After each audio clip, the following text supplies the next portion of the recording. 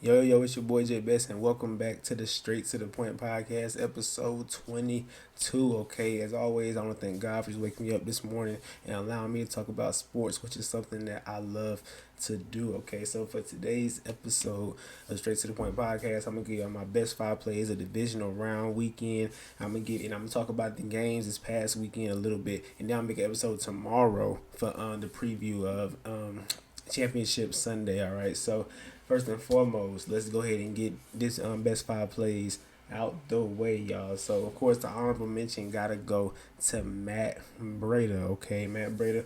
This is just about the play design, in my opinion. That's why I put it as an honorable mention, just because you got Daniel Jones who motioned out and Saquon took the snap and handed out to Matt Breda. I think that was a great play design. Of course, the game was over with, nothing they could do about it, so they just went ahead and dug in their bag and pulled out some great plays. Okay, so good play by the New York Giants on that for the honorable mention. Number five, I gotta go with Kenneth Gainwell. Okay, 35-yard touchdown. Look, every single running back, and including Jalen Hurts, was running hard that night. Okay, and this guy came in the second half when the game was pretty much over. He went and put up over 100 rushing yards. Okay, so this Philadelphia Eagles offense, this rushing attack is very elite, and Kenneth Gainwell just showed us that they have another body that they can go to when they need explosive plays. So good play by him. Number four, I gotta go with the Gabriel Davis catch. Okay, look, Gabriel Davis didn't show up in that game a lot. He only had 35 yards, something like that. I'll talk about it later. But he did make a great grab on this play. He needed more. They needed more of these plays to beat the Bengals that day. But he only showed up like for four or three catches, something like that. So it was a great play by him. Wish we could have saw more of it, and I would have got my pick right. But unfortunately, we didn't. So good grab by Gabe Davis. But we needed a bigger game from you. Number three, I got to go with this Jalen Watson interception. Really, it could have been the number one, number two because of the grab, but this one-handed grab to pick off Trevor Lawrence was a great play. Okay, this is showing that some DBs in this secondary can make plays. I always talk about the Kansas City Chiefs defense. This doesn't have that guy in the secondary that people are afraid of, but as a collective unit, obviously they do a good job because they're always in the AFC Championship. So good play by Jalen Watson. Number two, I gotta go with Dallas Goedert. Okay, it's more so the catch than anything. Look at this one-handed grab. Jalen Hurts put it out a little too much in front of him, but then he went out and snagged it with one hand and then got into the end zone. Okay, so great job by Dallas Goedert. Once again, the Eagles are showing that they have playmakers all over the field, and that might help them a lot this weekend against the 49ers. All right, and then of course number one, I gotta go with George Kittle, the juggling catch. Okay, the concentration. When I told y'all Brock Purdy can make these kind of passes. It was a little too far ahead of George Kittle, but George Kittle put that one hand out there, got a hand on it, tipped it back to himself. Great grab, great job avoiding Trevon Diggs, and great job getting that catch, which was a big play in the game to get momentum going for that 49ers offense. Okay, so that is it for my best five plays for the divisional round weekend. So just to go ahead and recap what happened this past weekend, the Chiefs beat the Jags 27-20. I said the Chiefs would win. The Eagles beat the Giants 38-7. I said the Eagles would win. The Bengals beat the Bills 27-10. I did pick the Bills to win. And then the 49ers beat the Cowboys. Let me say that again because that sounded so good. The 49ers beat the Cowboys 19-12. Okay. Now, I want to go ahead and just kill the elephant in the room, and that is the Dallas Cowboys. Okay, I told y'all it was over with. I told y'all, I said, look, y'all got so excited about the Tampa Bay game, and I tried to tell y'all, look, Tampa Bay was a bad team. I just thought that y'all would collapse like y'all always do, but y'all did it. Y'all beat Tom Brady. Y'all beat the GOAT. So then y'all heads got big, and y'all thought y'all was gonna walk into San Francisco and get a W when that wasn't gonna happen regardless. Okay. Dak Prescott, 23 for 37. All right, 206 yards, one touchdown. And like I told y'all in my last episode, he will throw interceptions. Well, I said he would throw a interception. I didn't know he would throw two interceptions. And these two interceptions was horrible. But I'm going to get more into Dak later on. He had a QBR of 63.6. Okay, scale 0 to 100, 63.6. That is a D. Okay, basically, if you want to go letter terms, right, A, B, C, that's a D. Okay. Brock Purdy, 19-29, 214 yards, a QBR of 87.4. Keep that in mind. I'm going to talk about it later. Christian McCaffrey and Elijah Mitchell, because they kind of split carries that day, I went ahead and combined them. He had 24 carries combined for 86 yards. Tony Pollard, Ezekiel Elliott has 16 carries combined for 48 yards. And Tony Pollard, unfortunately, fractured his his fibula in that game. So prayers go out to him. Praying for a speedy recovery because he is a playmaker on that team. CeeDee Lamb had 10 catches for 117 yards. George Kittle had 5 catches for 95 yards.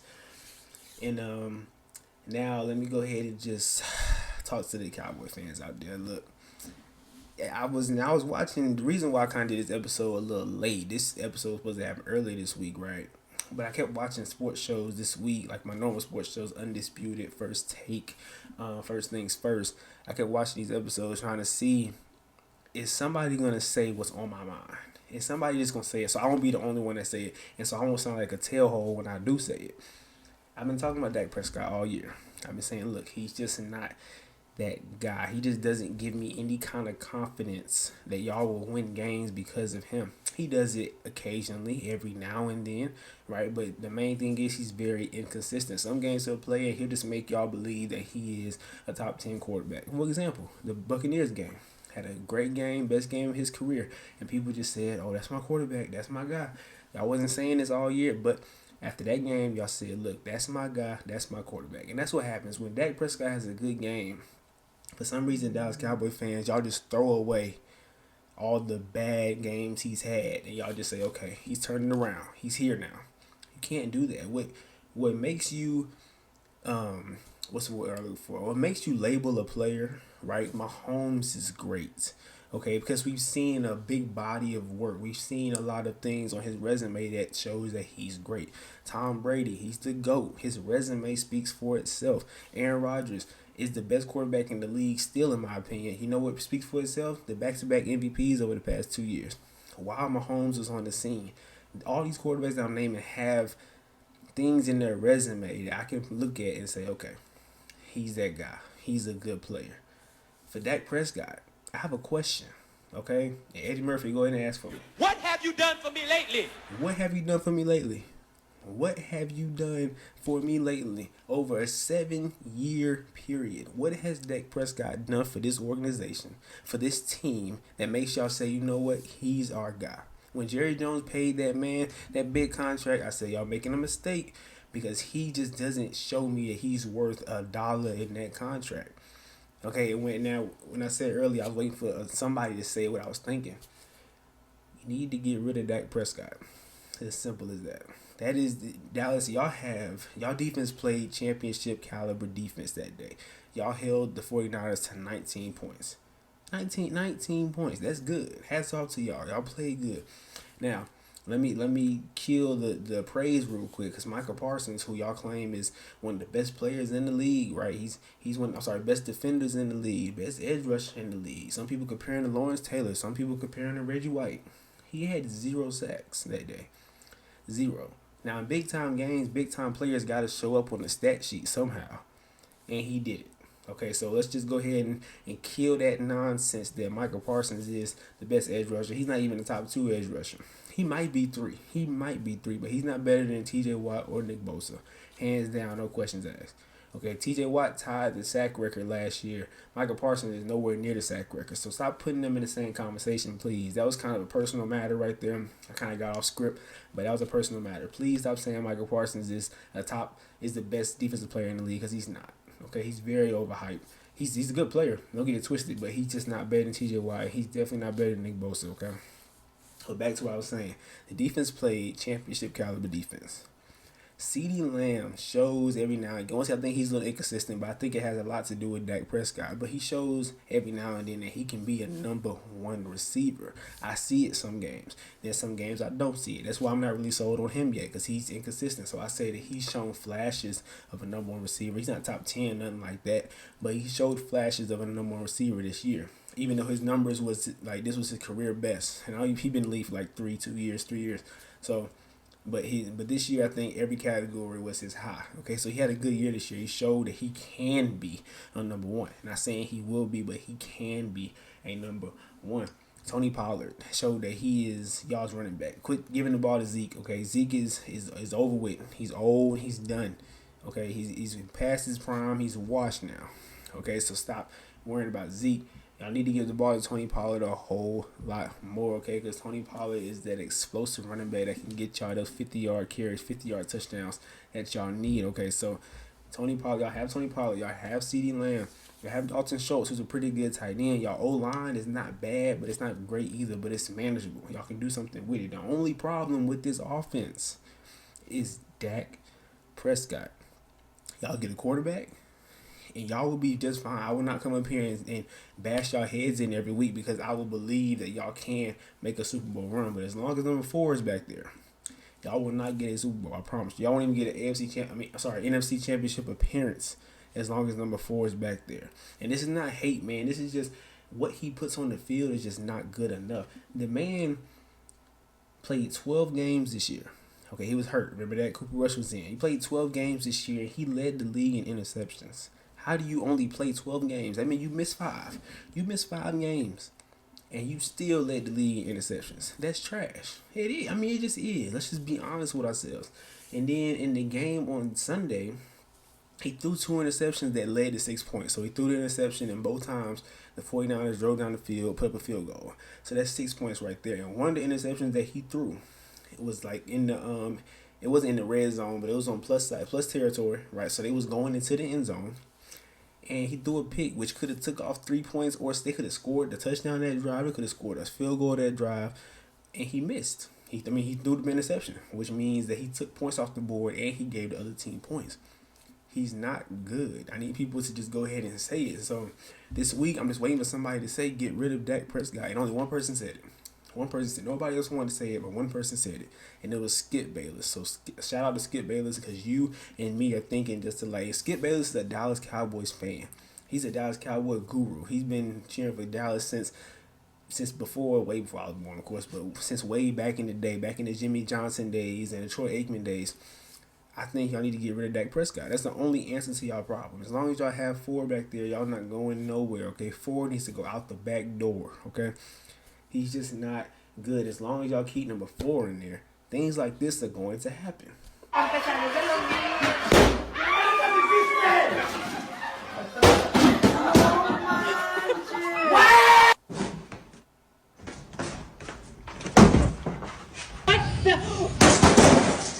Oh my God. Oh my.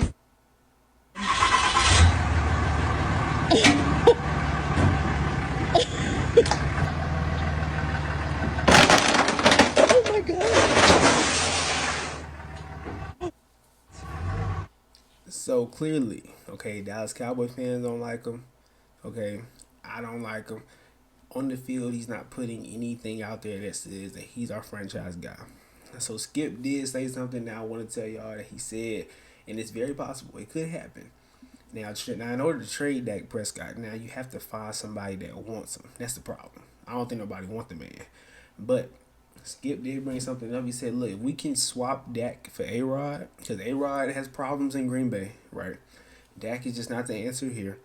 So if we could swap him, he said the contracts do match up because Aaron Rodgers owed $100 million over the next 2 years, and Dak Prescott has a $100 million cap hit coming up. Okay, so the contracts kind of match up. Y'all can swap them. Simple as that. If y'all get Aaron Rodgers, I will make y'all Super Bowl favorites myself because I don't hate the Cowboys. I hate the fans that just live in a fantasy land. Right? If you don't have a good quarterback, you're not winning this league. As simple as that. Brock Purdy is the only exception. But think about this. Brock Purdy outplayed Dak Prescott. So I don't want to hear nothing about Mr. Irrelevant anymore. Because you know who's really irrelevant? Dak Prescott. Okay, because he got outplayed by Brock Purdy. I just said Brock Purdy had a QBR of 87.4. Dak Prescott had a QBR of 63.6. Okay, I can sit here all day and just bash Dak Prescott head in, but I think y'all get the point now. Y'all get what I've been trying to tell y'all over the past months. All right, he's just not the guy. Move on. Get rid of him. So I did pick that game right. I did pick the 49ers to beat Dallas. Now, the Bengals and the Bills, we got to talk about this game because I was shocked. Okay, the Bengals literally went in Buffalo and just beat down on the Bills. The Bengals beat down the Bills. There's no other way to put it. They won that game in every phase, and it wasn't even a game. Even when I thought it was a game, when it was 14-0, and Josh Allen went down the field and they scored and made it 7-14. I said, okay, they're coming. But in reality, they wasn't. The game started off bad. First let me tell you the stats. Josh Allen went 25-42, 264 yards. Joe Burrow went 23-36, 242 yards and 2 touchdowns. Josh Allen, James Cook, and Devin Singletary combined had 19 carries for 64 yards. Josh Allen had 8 of those carries. So keep that in your mind. Okay, Joe Mixon had 20 carries for the 105 yards and a touchdown. Jamar Chase had 5 catches for 61 yards and a touchdown. Dawson Knox had 5 catches for 65 yards for the Bills. The problem in this game to me is not just the rushing problem. So I told y'all James Cook, Josh Allen, and Devin Singletary had a combined 19 rushes, right? 19 carries. But Josh Allen had 8 of those. I don't think the quarterback should have majority of your runs, especially whenever you're in an offense that likes to air it down the field. I don't like that. I think they need to get a run game in Buffalo. That will solve their problems in the future. Okay, but this is the problem to me. Stephon Diggs and Gabriel Davis combined. This is one of the best, to me, one of the best receiver duos in the league. Combined, they had 6 catches for 69 yards. That's not when you get into these games, you get deep into the playoffs, your stars have to shine. And neither one of them shine. People can blame it on Josh Allen, sure, but your best 2 receivers had 69 yards combined. Jamar Chase had 61 yards by himself. Come on now. Like, y'all got it. Stephon Diggs want to blame Josh Allen, but you didn't produce anything. And of course, you can make the argument that it's because of Josh Allen that he didn't play good, but your best 2 receivers did not have a good game at all. Okay, and you're a passing offense. So what do you expect to do?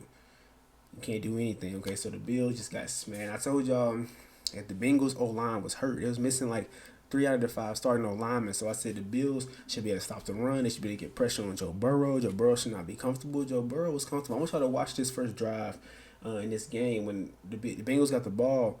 They just walked down the field. I'm talking, they just walked down the field and they scored. And I'm like, the Bills' defense is better than this. Like, what's going on, okay? And then sometimes it takes a drive or 2 to kind of figure a team out, okay? So this is the definition of the Bengals went into Buffalo and punched the Bills in the mouth. And the Bills stumbled, and they tried to swing back, and they just couldn't hit. They couldn't connect. They just couldn't beat them. Simple as that. Like, they came in, punched them in the mouth. They was off balance. They got the ball. They ended up punting the ball. The Bengals got the ball back and walked right back down the field and scored. It was 14-0 in the first quarter, just like that, in 3 drives. Bengals scored, Bills punt, Bengals scored. And I'm like, this just don't feel right. Even with Josh Allen, when Josh Allen scored a touchdown to make it 7-14, I said, okay, they're coming, but in the back of my head, I said, but his defense cannot get a stop. Like, every play that Joe Mixon ran the ball, they got at least 6 yards. At least 6 yards. I told y'all he had 20 carries for 105 yards. He had more yards by himself than the whole Bills rushing offense. Like, that's just a beating up front. They lost in the trenches. Up there in that O-line and D-line area, they just lost. The Bills got outplayed. The Bengals are a scary team. And I told y'all this when they was 1-3, I think. They was 0-2, and then they became 1-3. When they lost to the Cowboys and lost to the Steelers, and I was saying this team is still scary. And one thing about Joe Burrow I want to say before I move on is that Joe Burrow is never going to be the best quarterback in the league. And I say this because I don't think Tom Brady was ever the best quarterback in the league. I think when Tom Brady was there and Aaron Rodgers was playing, Aaron Rodgers was always better than Tom Brady. Aaron Rodgers wasn't greater. Like, I think Joe Burrow is a Tom Brady and Mahomes is an A-Rod. Like, I will always say Mahomes is better than Joe. Always. Just because the eye test tells me that. The eye test tells me that Mahomes can make throws that Joe Burrow can't make. The eye test told me Aaron Rodgers can make throws that Tom Brady couldn't make. But if I look at the way Joe Burrow plays, he just dissects defenses. It's a word they use for Joe Burrow that really reminds me of Tom Brady. They say he's very surgical. Like, he's just going to tear your defense up. It's not like a one play for 50 yards. It's not that kind of offense. Like, Joe Burrow just dissects defenses. And that's more of a Tom Brady feel. So Joe Burrow really reminds me of Tom Brady. Like, he might be in the GOAT conversation one day because of his winning percentage and because of rings. He could be if he can win some Super Bowls, of course, but that's just the way he plays. It's not boring to watch, but it's also not Mahomes level. It's not Aaron Rodgers level. So I think Joe Burrow is today's Tom. Let's just say Tom Brady and Aaron Rodgers retired today, like right now. The new Tom Brady is Joe Burrow. The new A-Rod is Mahomes. Okay, and people are having that, and I'm gonna talk about them too more so in my next episode. But I just want to throw that out there because I think that's really what it comes down to. I think we're looking at Brady and A-Rod. I think that's what they show me now. And then I want to talk about these next two games real quick. I'm almost done. But the Chiefs beat the Jags, and I told y'all what I said. I said if the Jags want a chance to win this game, they have to limit who? Travis Kelce. And Travis Kelce had 14 catches for 98 yards. Okay, I said I'll keep him under that 60, under that 50 mark. Y'all might have a chance, but he had 14 catches. 14 catches. That's crazy. That is the opposite of what you want. You want to limit him, make somebody else beat you, not him. But Trevor Lawrence was 24-39 for 217 yards, a touchdown, interception. Mahomes was 22 of 30, 195 yards, 2 touchdowns.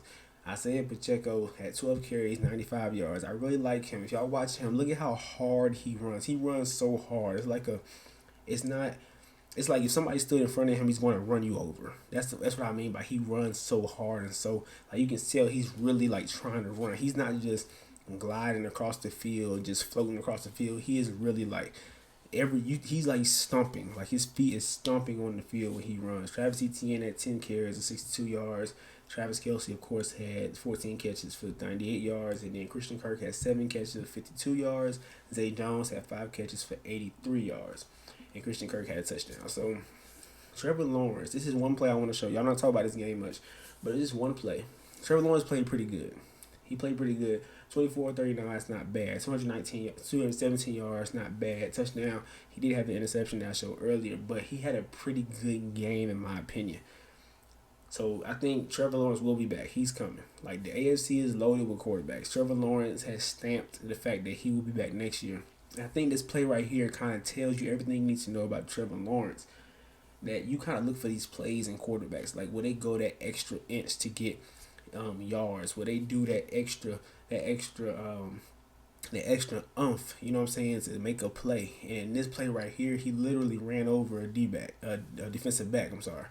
Like plays like that is what you look for, and those are the kind of plays that says that I'm here. And that play showed me that Trevor Lawrence is here. He's not going nowhere no time soon. Yes, they lost, but they were supposed to lose. They weren't even supposed to be in the playoffs this year, but he overachieved, and this team will be back next year. So y'all put Jacksonville on y'all map. They already a playoff contender in my opinion. Next year they might be a championship contender because of this guy Trevor Lawrence. Okay, and next the Eagles beat the Giants 38-7. And the Eagles, this game, nothing to talk about really. The Eagles had 268 rushing yards. That tells you everything you need to know. 268 rushing yards, not passing, rushing yards. That tells you everything you need to know about that game. They just got beat from the jump, and it wasn't even a game. And the one thing that bothered me that I did want to say is that Brian Dable, right, the coach for the Giants, coach of the year, right, he went for it on 4th and 8. In the first half. No, I'm sorry, the first drive of the game. So the Eagles went up 7-0. The Giants got the ball back. And they went for it on 4th and 8. And they didn't get it. And the Eagles went right back down and scored. But then he was down 7-28 in the fourth quarter.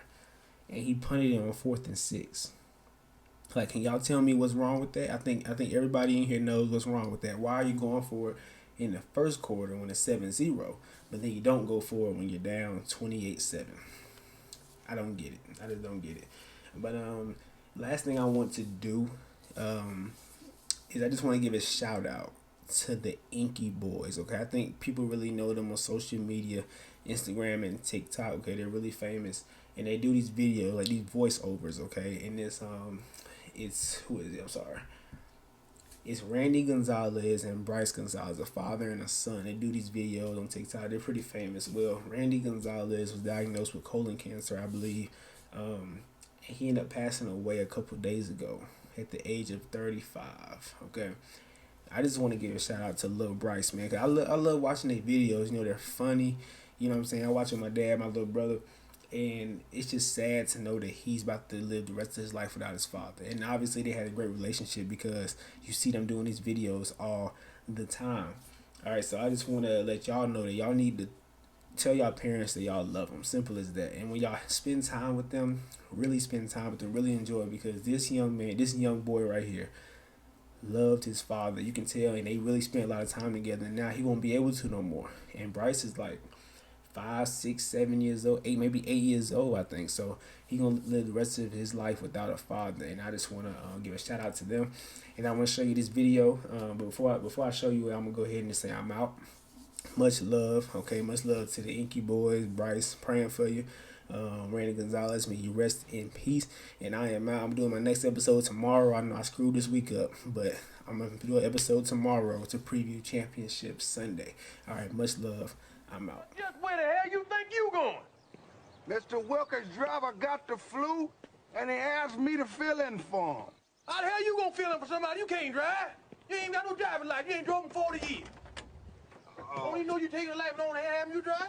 Shut up, Ray. I'm not gonna shut up. So where the hell you supposed to be going? Well, if you must know, Then I must know. I got to know, nigga. What's up?